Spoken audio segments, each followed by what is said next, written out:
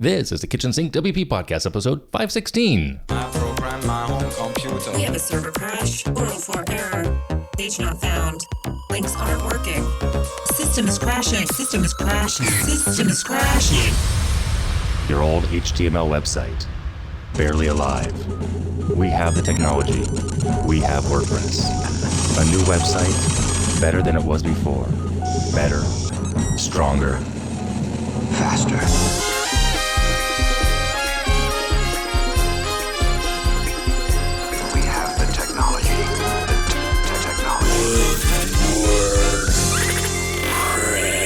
Why, hello everybody, this is Adam Silver, the host of the Kitchen Sink WP podcast. Thanks for being here. This week's episode is brought to you by and sponsored by OmniSend. More about them in a little bit. Let's get started with the podcast. All right, upcoming events. We have a WordCamp next weekend. WordCamp Zaragoza, January 19th and 20th. It is in Spain. So again, if you are in those parts of the world, by all means, you should attend. Looks pretty cool. I'm not going to be there. Okay, moving on to segment one in the news. One thing here to talk about, I saw over on WordPress.org, Matt Mullenweg wrote a post about data liberation in 2024, where he wants the big push here this year is to have a new initiative called data liberation, being able to migrate your site to WordPress or exporting all of your content from WordPress.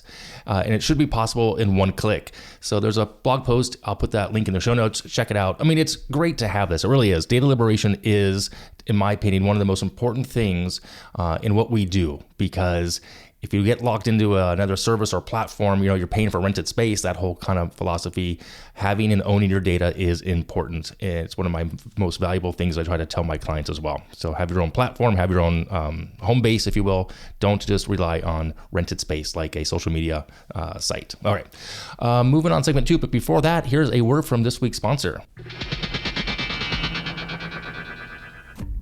Are you ready to revolutionize your marketing game? Then you need to check out OmniSend, the ultimate marketing automation platform. Say goodbye to generic campaigns and hello to personalized engagement. With seamless integration of email and SMS messaging, OmniSend lets you easily create that omni-channel magic. Maximize customer connections with robust automations and insightful analytics. You'll be able to drive sales while you're sleeping and fully leverage your customer data. Elevate your brand in the competitive landscape. Join us as we unlock the power of targeted messaging and customer-centric campaigns. OmniSend, where marketing meets innovation. With prices starting at free, you have nothing to lose. So head over to your.omnisend.com/KitchensinkWP. That's your.omnisend.com/KitchensinkWP for more information. And once again, thanks OmniSend for sponsoring this week.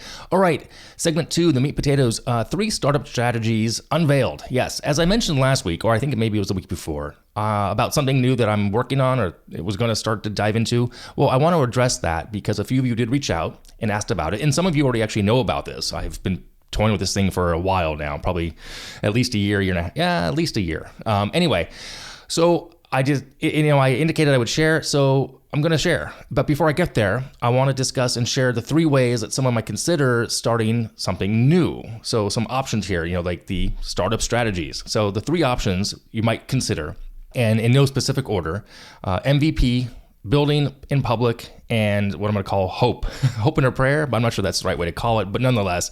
So again, MVP standing for minimum viable product. And diving in a bit more into these, I'm going to share with you the definition of some of these, all three of them, plus the advantages and challenges, kind of the pros and cons. So starting with the MVP, the minimum viable product. Now, the definition here is that an MVP is the simplest version of your product that allows you to test your business idea with the least amount of effort and resources. Now, the advantage here is quick market validation. You can just kind of whip something together, hopefully, and just get it out as fast as possible. Launching this gives you quickly ability to test your product and get feedback.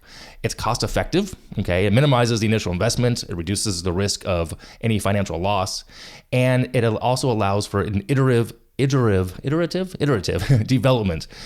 Feedback from early users and testers can be used and are used oftentimes to improve and iterate the product. Okay, now the challenges would be limited features, because the initial version might lack some features that could potentially limit its appeal, and a competitive landscape. Other players may already enter the market or at the same time with a more refined product. Okay, so that is the MVP number one. Number two is building in public, actually. And I've seen this a lot. The definition is building in public involves sharing the development process, the challenges, the progress of your business openly with the community. Now, the advantages are community engagement. It builds a community around the brand. It attracts early adopters and supporters. It helps provide for transparency because you get trust and credibility with potential customers and investors. And you get great feedback via the feedback loop, where the constant feedback from that community can help shape the product and the business strategy as a whole. Now, the challenges, of course, would be pressure of public scrutiny. Building in public really means facing the criticism and the scrutiny, which can be challenging. If you don't have that thick skin, if you will, it might be hard. And the balancing act, sharing too much might reveal vulnerabilities and give competitors some early insights. And number three, building something and hoping for a payment. The hope, what I said before. Definition is, of course, create a product or a service without any prior validation and hoping that customers will pay for it once it's launched. A lot of people do this. I've done this in the past, many times. So the advantages are clearly unrestricted creativity. I have the freedom, you have the freedom to create without being confined to any initial market feedback, and potential for innovation. If I want to do a new concept that can lead to a competitive edge, if it's successful, that's huge because it's pioneering, right? It's leading the way, if you will. The challenge, of course, is that market validation risk, opposite of, the MVP. There's a significant risk of creating something that the market just doesn't want. Resource intensive, it's time and resources without any validation can cost more money. It's a financial strain. And of course, potential failure, high likelihood of failure if the product doesn't meet any market needs at all. So now, of course, each approach has its own set of advantages and challenges. Choosing which one depends on a lot of different factors: nature of the business, available resources, risk tolerance, and the market itself that you're about to enter. So keep in mind, in my opinion, you can also mix and match them. You could kind of do a combination of, let's say, build in public lightly with an MVP, right? Yeah. And from there, lastly, if you want to follow along with my new journey, I'm going to tell you how you can follow along. So I am going to do an MVP along with a build in public. So that's the plan. And I'm trying to get this thing launched by the end of March. So if you want to follow along, I'm going to make the offer right now, and it's going to go live as of this episode coming out as far as where to find this information. You can go to adamsilver.com and /build-in-public. There'll be a link in the show notes, but it's adamsilver.com/build-in-public. There's a form there, and you can kind of learn a little bit about what I'm calling this at the moment, but not much more just yet. But that is where I'm going to share, I think, blog posts or maybe just an email newsletter kind of thing once a week, what's going on, maybe get some feedback on whatnot, and we'll go from there. So let me know if you've done any one of these three, if they've worked, not worked. I mean, I can tell you from experience, I've done all three of these. No, I'm not. I've never done build in public. So this is new to me, and that's why I'm trying this as well. And I wasn't going to do it, but my good friend Kyle suggested I do give this a shot. So I'm going to. All right.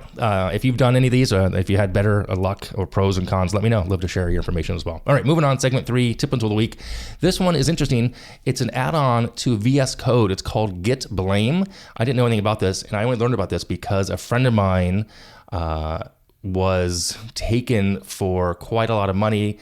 They hired a third-party developer. I want to leave names out of this. A friend of mine's company hired a developer to do some work. That person outsourced the work to somebody overseas and then ghosted them, took the money. And then, my friend, who is also a developer, he looked at the Git pushes and whatnot, and through Git Blame, you can see who did what, and he saw that this person, these names didn't match of who he hired. So Git Blame, pretty cool. Little add-on to Visual Studio Code. So link in the show notes there as well. All right. Check it out. Let me wrap it up here. If you have any questions, go ahead, send it in via email, adam@kitchensinkwp.com, or use the SpeakPipe function on the website. If you want to support the show, you can become a Patreon. That'd be great. Thanks to the sponsor this week, OmniSend. If you want to sponsor the show, you can do that too. There's a form on the website. Thanks for listening. See you next week. Now go out and do some awesome things with WordPress. All right? Bye-bye.